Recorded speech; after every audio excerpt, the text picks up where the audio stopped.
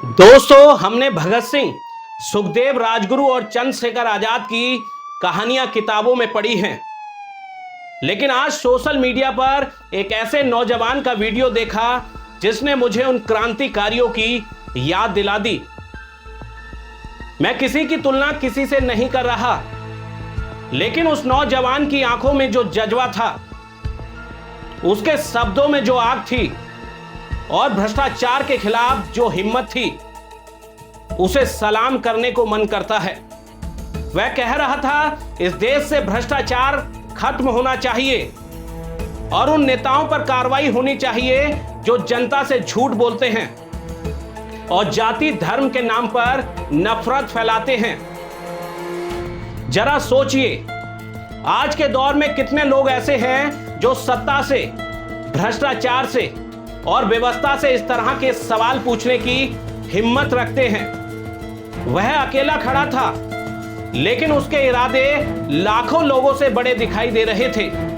आज पूरा देश एक ही सवाल पूछ रहा है, अगर उसने आत्मसमर्पण किया था तो उसके बाद उसे गोली क्यों मारी गई?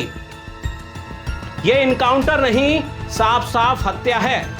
इस देश में नक्सलवादियों को सरेंडर करने की अनुमति दी जा सकती है।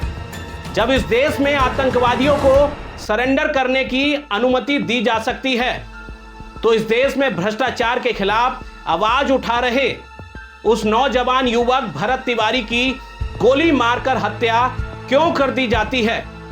ना वो आतंकवादी था, ना वो नक्सलवादी था और ना ही वो देशद्रोही था। तो फिर आत्मसमर्पण के बाद भी गोली मारकर उसकी हत्या क्यों कर दी जाती है? क्या अब इस देश की पुलिस ही न्यायकर्ता हो चुकी है? क्या अब इस देश में अदालतों की कोई जरूरत नहीं है? क्या अब इस देश की अदालतों को बंद कर देना चाहिए? कोर्ट को घटना पर सख्त एक्शन लेना चाहिए और एक ऐसी नजीर पेश करनी चाहिए जो खाकी में बैठे गुंडों की रूह फना कर दे। ऐसी ही एक गलती उत्तराखंड पुलिस ने 2009 में की थी। एक 18 वर्ष के छात्र रणवीर को नक्सलवादी बताकर फर्जी एनकाउंटर में मार दिया, जिस मामले में 17 पुलिसकर्मियों को आजीवन कारावास हुई। आज ऐसा ही एक कारनामा बिहार पुलिस में बैठे कुछ गुंडों ने किया है, जिन्हें उम्र कैद नहीं, फांसी होनी चाहिए, क्योंकि किसी भी लोकतंत्र की ताकत बंदूक नहीं होती, उसकी ताकत न्याय होता है। उस नौजवान भरत तिवारी के जज्बे को मेरा सलाम, उसकी हिम्मत को मेरा सलाम। और मेरी सिर्फ एक मांग है, सच्चाई सामने आनी चाहिए, क्योंकि क्रांति बंदूक से नहीं, विचारों से जन्म लेती है और विचारों को गोलियों से कभी नहीं मारा जा सकता।